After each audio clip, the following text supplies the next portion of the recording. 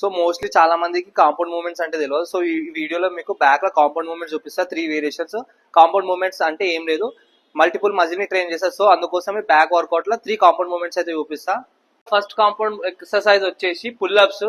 ఈ వేరియేషన్స్ తోటి మీ స్ట్రెంత్ ఇంకా మంచి మజిల్ బిల్డ్ అవుతుంది. బాడీ వెయిట్ వర్కౌట్ కాబట్టి మల్టిపుల్ మజిల్స్ ట్రైన్ అవుతాయి. బ్యాక్ లా కాంపౌండ్ మూవ్మెంట్ ఇంకోటి వచ్చేసి second variation, most important variation, dead lift. So దీంతో గిట్ట మల్టిపుల్ మజిల్స్ అనేవి ట్రైన్ అవుతాయి, మంచి స్ట్రెంత్ ఇస్తుంది.